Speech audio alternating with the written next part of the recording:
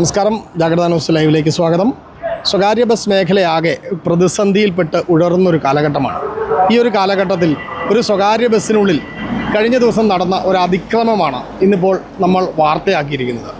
കോട്ടയം ചേർത്തല റൂട്ടിൽ സർവീസ് നടത്തുന്ന വേമ്പനാട് ബസ്സിനുള്ളിലാണ് ആ ബസ്സിൻ്റെ സീറ്റുകൾ മുഴുവൻ ഒരു ദിവസം രാവിലെ എത്തുമ്പോൾ ജീവനക്കാർ എത്തുമ്പോൾ കാണുന്നത് സീറ്റുകളിലെ റെക്സിനുകൾ മുഴുവൻ കുത്തി കീറി നശിപ്പിച്ചിട്ടിരിക്കുന്ന നിലയിലാണ്.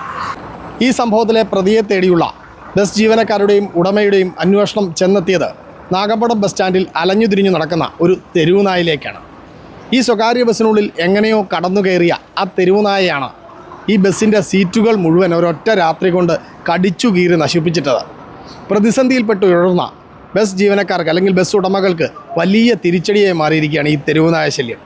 ഈ സംഭവത്തിൻ്റെ CCTV ക്യാമറ ദൃശ്യങ്ങൾ നമുക്കൊന്ന് കാണാം.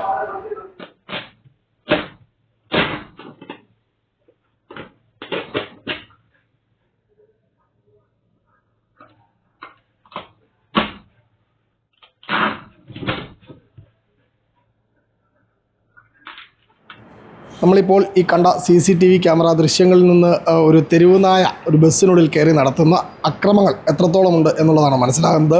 ഈ ഒരു വിഷയത്തിൽ ഇപ്പോൾ പ്രതികരിക്കുന്നതിനായി ഈ നമ്മൾ കണ്ട ബസ്സിൻ്റെ ഉടമ സുരേഷ് നമ്മളോടൊപ്പം ചേരുകയാണ്. ചേട്ടാ, ഈ സാധാരണ ഗതി പറയുന്ന ഇടിവെട്ടിയവനെ പാമ്പ് പിടിച്ചു എന്നാണ്, ഇതിപ്പോൾ ഇടിവെട്ടിയവനെ പട്ടി അടിച്ചു എന്ന് പറയുന്നൊരവസ്ഥയാണ്. എങ്ങനെയാണ് നമ്മുടെ ഈ ഒരു അവസ്ഥ, എന്താണ് ഇപ്പോൾ സംഭവിച്ചത്? നമ്മൾ കോട്ടയത്ത് നാഗമ്പടത്ത് സ്വകാര്യ ബസ് സ്റ്റാൻഡിലാണ് ഞങ്ങളുടെയൊക്കെ ബസ്സുകൾ പാർക്ക് ചെയ്യുന്നത്. ഏതാണ്ട് 100ഓളം ബസ്സുകൾ പാർക്ക് ചെയ്തിട്ടിരിക്കുന്നതാണ് രാത്രി സമയത്ത് പാർക്ക് ചെയ്യുന്നത്. രാവിലെ ഒരു 6:30യോടുകൂടി എൻ്റെ ഡ്രൈവറും കണ്ടക്ടറും വന്ന് ഈ ബസ് സർവീസിന് കൊണ്ടുപോകാൻ വേണ്ടി വന്ന് ഡോറ് തുറക്കുമ്പോൾ അതിനകത്തുനിന്നൊരു പട്ടി ചാടി ഇറങ്ങി വരുമായിരുന്നു. വണ്ടിക്കകത്ത് കയറി നോക്കും, വണ്ടിക്കകത്ത് മൊത്തം സീറ്റുകളെല്ലാം കടിച്ചു കയറി, അതിൻ്റെ സ്പോഞ്ച് വരെ കടിച്ചു കയറി കളഞ്ഞിരിക്കുന്നത്. അതിനകത്ത് ചാരിയിരിക്കുന്ന സീറ്റിൻ്റെ ചാരിൻ്റെ റെക്സിനും സ്പോഞ്ചും എല്ലാം കളഞ്ഞ് മൊത്തം ഒരു യുദ്ധം നടന്ന പ്രതീതിയാണ് ബസ്സിനകത്ത് മുഴുവൻ കുരുതികളാക്കിയിട്ടിരിക്കുകയായിരുന്നു. അപ്പോൾ അവർ ആദ്യം ഇത് ഒരു പട്ടി തന്നെ ചെയ്തതാണോ എന്ന് പലരും വന്ന് കണ്ടവരൊക്കെ സംശയം പറഞ്ഞെങ്കിലും നമ്മൾ പിന്നീട് ഒരു അതിൻ്റെ CCTV ദൃശ്യങ്ങൾ കിട്ടുകയുണ്ടായി. പട്ടി കടിച്ച് കയറുന്ന ദൃശ്യങ്ങൾ തന്നെ നമുക്ക് കിട്ടി. അപ്പം അതിനകത്ത് നമ്മൾ പട്ടി ചെയ്തതാണെന്നുള്ളത് നമുക്ക് സംശയമൊന്നുമില്ല. പക്ഷേ നമുക്കത് രാവിലെ ഇന്നലത്തെ സർവീസ് മുടങ്ങി. ഇന്നലെ വണ്ടി പൂർണ്ണമായിട്ട് വർക്ക്ഷോപ്പിലായിരുന്നു. അത് നമ്മൾ റെക്സിനെല്ലാം മേടിച്ച് അതിൻ്റെ സ്പോഞ്ചെല്ലാം മേടിച്ച് അതെല്ലാം റിപ്പയർ ചെയ്ത് റെഡിയാക്കി ഏതാണ്ട് ഒരു 15,000 രൂപയോളം മുടക്കി ഇന്ന് വീണ്ടും സർവീസിന് വിട്ടിരിക്കുകയാണ്. ഇത് നമുക്ക് എത്ര രൂപയുടെ നഷ്ടം ഉണ്ടായിട്ടുണ്ട്? ഇതിപ്പോൾ ഒരു 15,000-ഓളം രൂപയുടെ നഷ്ടം. 15,000 രൂപ നഷ്ടമുണ്ട്. അതിൻ്റെ സീറ്റിൻ്റെ റെക്സിനെല്ലാം മാറി, സ്പോഞ്ചെല്ലാം മാറി, റെക്സിനെല്ലാം മാറി, അതിൻ്റെ ചാരിൻ്റെയും റെക്സിനും സ്പോഞ്ചും ഒക്കെ മാറേണ്ടി വന്നു. അതിൻ്റെ ലേബർ ചാർജ് ഇതെല്ലാം കൂടെ ആയിട്ട് നമുക്കൊരു 15,000 രൂപയുടെ നഷ്ടം വന്നിട്ടുണ്ട്. ഇതിപ്പോൾ നമുക്ക് ഇപ്പം നിലവിൽ തന്നെ വലിയ പ്രതിസന്ധിയാണ് ഈ സ്വകാര്യ ബസ് മേഖല. അപ്പോൾ നമ്മൾ പലപ്പോഴും ശ്രദ്ധിക്കാതെ പോകുന്ന പ്രശ്നങ്ങളാണ് ഇത്തരത്തിലുള്ള ചെറിയ അപകടങ്ങൾ, അതുപോലെ ഇത്തരം ഉണ്ടാകുന്ന പ്രശ്നങ്ങൾ. അപ്പോൾ ഇതൊക്കെ നമ്മളെ എങ്ങനെ ഈ മേഖലയെ എങ്ങനെ മുന്നോട്ട് കൊണ്ടുപോകാൻ സാധിക്കുന്നത്? ഞങ്ങൾ സ്വകാര്യ ബസ് മേഖല നഷ്ടത്തിലായിട്ട് കാലങ്ങളായി. നമ്മളിത് ഈ കോവിഡ് സമയത്തൊക്കെ വന്ന് വളരെ യാത്രക്കാർ കുറഞ്ഞു പോവുകയും അവരെല്ലാം 2 വീലറും മറ്റ് സ്കൂട്ടറും ബൈക്കും എല്ലായിടത്തും വാഹനങ്ങളിലേക്കൊക്കെ മാറി യാത്രക്കാരുടെ എണ്ണം കുറഞ്ഞു. ഒരു 25-30 വർഷം മുമ്പ് ഒരു 1,500-ലധികം 2,000-നും ഇടയ്ക്ക് യാത്രക്കാരുണ്ടായിരുന്ന ഒരു ബസ്സിൽ ഇന്നിപ്പോൾ ഒരു 500-600 യാത്രക്കാരേ ഉള്ളൂ. അപ്പോൾ വളരെ പ്രതിസന്ധി കടന്നു പോവുകയാണ് സ്വകാര്യ ബസ് മേഖല.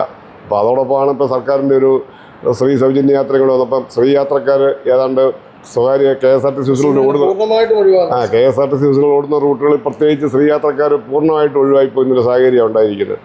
അപ്പോൾ അങ്ങനെയൊക്കെ വളരെ പ്രതിസന്ധി ഘട്ടത്തിൽ കൂടെയാണ് ഇത് കടന്നു പോകുന്നത്. ഒരു തരത്തിലും സർവീസ് മുമ്പോട്ട് നടത്തിക്കൊണ്ട് പോകാൻ പറ്റാത്ത സാഹചര്യമാണ്.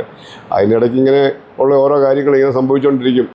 ഞങ്ങൾക്കിത് പുതിയ അനുഭവമൊന്നുമല്ല. ഞങ്ങൾക്കിങ്ങനെ ഓരോരോ അനുഭവങ്ങൾ ഞങ്ങളെ ഈ സർവീസിൽ ഉണ്ടാകാറുണ്ട്.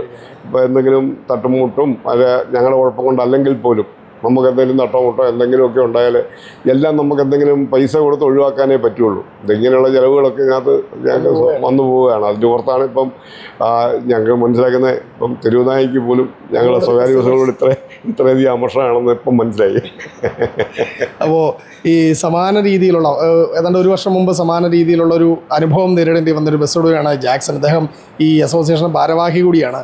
ഈ ഒരു വിഷയത്തിൽ അദ്ദേഹം പ്രതികരിക്കുന്നത്. എങ്ങനെയാണ് ചേട്ടാ ഇത്തരം ഒരു സംഭവത്തെ? ഇതിനു മുമ്പ് ഇതുപോലെ തന്നെ ഈ സ്റ്റാൻഡിൽ തന്നെ എൻ്റെ വണ്ടി കിടപ്പുണ്ടായിരുന്നു. അപ്പോൾ രാവിലെ വന്നപ്പോൾ ഡ്രൈവർ നോക്കിയപ്പോഴത്തേക്കാണ് സീറ്റ് കയറി അന്ന് ഈ പറഞ്ഞ പോലെ എയർ പൈപ്പ് പോയായിരുന്നു. വണ്ടി ഒട്ടും നീങ്ങാൻ പോലും പറ്റാത്തൊരു സാഹചര്യം ഉണ്ടായിരുന്നു. അത് അന്ന് പട്ടിയുടെ കാൽപ്പാട് കണ്ടെങ്കിലും അതൊരു വ്യക്തി ചെയ്തതായിട്ടൊക്കെയാണ് അന്ന് വ്യാഖ്യാനിക്കപ്പെട്ടത്. എന്നുവെച്ചാൽ അന്ന് CCTV ക്യാമറ ഒന്നും ഇല്ലായിരുന്ന ഒരു കാലഘട്ടമായിരുന്നു. അത് വെച്ച് ഞാൻ വെസ്റ്റ് പോലീസ് സ്റ്റേഷനിൽ കൊണ്ട് പരാതി കൊടുക്കുകയും അവരെന്നോട് ചോദിച്ചു, ഈ പറഞ്ഞ പോലെ നിങ്ങൾക്ക് ശത്രുക്കൾ വല്ലതും ഉണ്ടോ, മറ്റു ബസ് തൊഴിലാളികളുമായിട്ട് വല്ല പ്രശ്നങ്ങളോ അടുത്ത കാലത്ത് വല്ലതും ഉണ്ടോ? ഞാൻ പറഞ്ഞ അങ്ങനെയൊന്നും ഉണ്ടായിട്ടില്ല. എൻ്റെ അറിവിൽ മറ്റുള്ളവരുമായിട്ടൊന്നും പ്രശ്നങ്ങളൊന്നുമില്ല. ഏതായാലും ഞാൻ കേസ് കൊടുത്തു. പക്ഷേ നമ്മൾ തന്നെ വണ്ടിയെല്ലാം പണിതിറക്കി പിറ്റേ ദിവസം സർവീസ് നടത്തി. അതായിരുന്നു എൻ്റെ ഒരു അനുഭവം.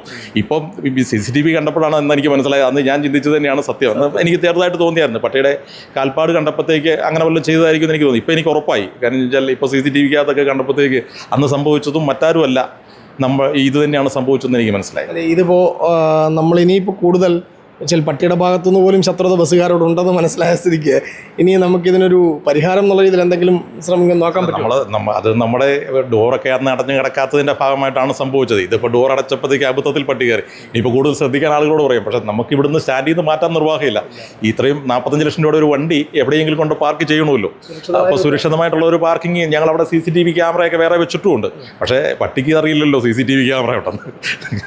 അപ്പോൾ ഇതൊരു വലിയ പ്രതിസന്ധിയാണ് ശരിക്കും പറഞ്ഞാൽ ഈ ബസ് വ്യവസായം നേരിട്ടുകൊണ്ടിരിക്കുന്നത്. അപ്പം അത്തരമൊരു സാഹചര്യത്തിൽ ഈ തുടർച്ചയായിട്ട് ഇത്തരം പ്രശ്നങ്ങൾ ഉണ്ടാകുമ്പോൾ നമ്മളത് എങ്ങനെ ഇതിനെ മറികടക്കാനാണ് നമ്മുടെ ഈ പ്രതിസന്ധികളാണ് ഞങ്ങൾ പറയുന്നത്. പലപ്പോഴും ഈ പ്രതിസന്ധികളൊന്നും ഞങ്ങൾ വ്യാഖ്യാനിക്കപ്പെടുകയോ അല്ലെങ്കിൽ ഞങ്ങൾ പറയുന്നുമില്ല. കാരണം ഞങ്ങളുടെ മെയിൻ പ്രശ്നങ്ങൾ എപ്പോഴും പറയുന്നത് വിദ്യാർത്ഥി കൺസെഷൻ, അല്ലെങ്കിൽ ഡീസലിൻ്റെ വില വർധനവും, അല്ലെങ്കിൽ ഇപ്പോൾ പറഞ്ഞ പോലെ സ്ത്രീകളുടെ സൗജന്യ യാത്ര, അങ്ങനെയുള്ള കാര്യങ്ങളൊക്കെയാണ്. പക്ഷേ ഇതല്ലാതെ ഞങ്ങൾക്കുണ്ടാകുന്ന ഒരു എക്സ്പെൻസാണിത്. ഇപ്പോൾ ഒരു ഓട്ടോറിക്ഷയൊക്കെ ആയിട്ട് തട്ടി, അല്ലെങ്കിൽ ഒരു ചെറിയ സ്കൂട്ടറുമായിട്ട് തട്ടി, അവരൊക്കെ ആയിട്ട് നമ്മൾ സംസാരിക്കുമ്പോഴത്തേക്കും നമ്മൾ വലിയ വണ്ടി അത് ചെറിയ വണ്ടിയായി മാറിക്കൊണ്ട് അവരുടെ ഭാഗത്താണ് തെറ്റെങ്കിലും ഞങ്ങളുടെ സർവീസ് മുടങ്ങുന്ന നഷ്ടവും അന്ന് ഉണ്ടാകുന്ന പ്രശ്നങ്ങളും ഒക്കെ ഓർത്തിട്ട് 10,000, 3,000, 2,000 ഒക്കെ കൊടുത്തങ്ങ് തീർക്കുകയാണ്. അതൊക്കെ ഈ ഒരു 2,000 കൊടുക്കുമ്പോഴത്തേക്ക് ഞങ്ങളുടെ പ്രശ്നം എന്താണെന്ന് വെച്ചാൽ അന്നത്തെ ഞങ്ങളുടെ ബാലൻസ് മുഴുവൻ പോയി. പിന്നെ ഒരു മെനക്കേട് ലാഭം ഉണ്ടല്ലോ എന്നോർത്താണ് നമ്മൾ കൂടുതലും ഇതിനകത്ത് അങ്ങ് കൊടുത്ത് തീർത്തു പോകുന്നത്.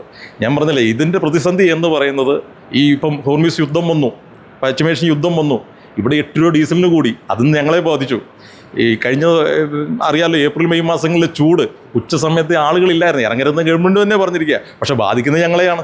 അപ്പോൾ ഇതുപോലെ തണുപ്പ് വന്നാലും ചൂട് വന്നാലും വെയിൽ വന്നാലും യുദ്ധം വന്നാലും ഡീസലിന് വില കൂടിയാലും ഈ പറയുന്നതല്ല ഫ്രീ, അതിൻ്റെ കൂട്ടത്തിലാണ് സർക്കാരിൻ്റെ വക ഞങ്ങൾക്ക് ഇതുപോലത്തെ ഇരുട്ടടിയും കൂടെ കിട്ടുന്നത്. അത് കാരണം സർക്കാർ ഉചിതമായ തീരുമാനം എടുത്ത് ഞങ്ങളെയും കൂടെ പരിരക്ഷിക്കണം എന്ന് മാത്രമേ ഇതിൻ്റെ കൂട്ടത്തിൽ ഞങ്ങൾക്ക് പറയാനുള്ളൂ. അപ്പോൾ ഏതായാലും ഈ ഒരു സ്വകാര്യ ബസ് മേഖലയുടെ പ്രതിസന്ധിയെപ്പറ്റി പൊതുവിൽ വലിയ ചർച്ചയായിരിക്കുന്നൊരു കാലമാണ്. അപ്പോൾ സർക്കാരിൻ്റെ സൗജന്യ യാത്രയടക്കം ഈ ബസ് മേഖലയെ വലിയ തോതിൽ ബാധിച്ചിട്ടുണ്ട്. ഇത്തരമൊരു സാഹചര്യത്തിലാണ് ഒരു തെരുവുനായയുടെ, സമൂഹത്തിൽ വലിയ ചർച്ചയായി മാറിയിരിക്കുന്ന തെരുവുനായയുടെ കൂടി ആക്രമണം ഈ ബസ് ഉടമകൾക്ക് നേരിടേണ്ടി വരുന്നത്. ഏതായാലും ഇത്തരത്തിലുള്ള പ്രതിസന്ധികൾ അതിരൂക്ഷമായി തുടരുന്നതിനിടയിലും ഒരു വിഭാഗം ബസ് ഉടമകൾ തങ്ങളുടെ റൂട്ട് അല്ലെങ്കിൽ സജീവമായി തന്നെ ബസ്സുമായി മുന്നോട്ട് പോകുന്നുണ്ട്.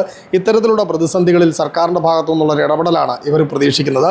ഏതായാലും ഈ മേഖലയെ മുന്നോട്ട് കൊണ്ടുപോകാൻ സർക്കാരിൻ്റെ ഭാഗത്തുനിന്ന് പുതിയ തരത്തിലുള്ള നിർദ്ദേശങ്ങളും ഇടപെടലുകളും ഉണ്ടാകുമെന്ന് തന്നെയാണ് ഞങ്ങളും പ്രതീക്ഷിക്കുന്നത്. കോട്ടയത്തു നിന്നും ടീം ജാഗ്രത.